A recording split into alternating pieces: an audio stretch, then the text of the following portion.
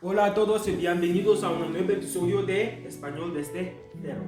And this week we're going to be doing Spanish pronunciation. There's going to be a lot that we're going to cover. So you might feel like taking notes, but don't worry, you don't have to because we've already made the notes for you. Just join our WhatsApp community and we'll be sharing the notes there. The first and most important place I would like to start with is the vowels. So the vowels have pretty much the same sound as English, A, E, I, O, U. But one key difference is that Spanish vowels rarely ever change. They always stay the same. And mispronouncing a vowel kind of would change the entire word. You can make a mistake on a pronunciation of a consonant, but a vowel would practically change the word. Unlike in South Africa where A can sound like cat in cat and A can sound like cake in cake, there's kind of no such thing in Spanish vowels. So that's one big thing to keep aware of. And now the pronunciation of C. The pronunciation of C can have three different sounds depending on where it is in a word and also depending on which Spanish you would learn, right? So if you're learning Castilian Spanish, if the C is after an E or an I, it creates a sound, a TH sound.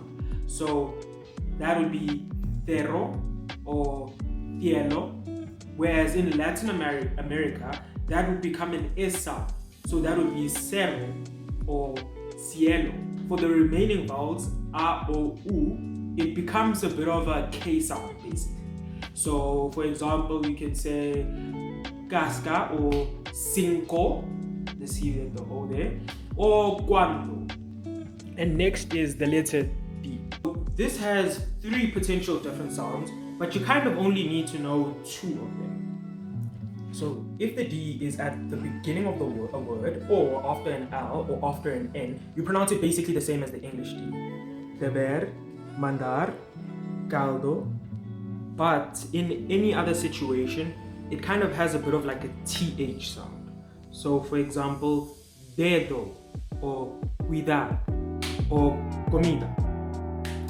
And then the third way you pronounce it happens in the same scenarios where you have the TH sound.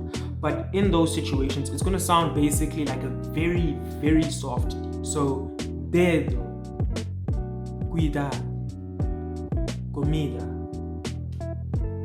Okay, unfortunately, this video is already close to the 3-minute mark. So, we're going to be continuing the rest of this in part 2. The goal is for us to teach you all the pronunciation rules, so please trust us. This is part of the process. Okay, see you next week.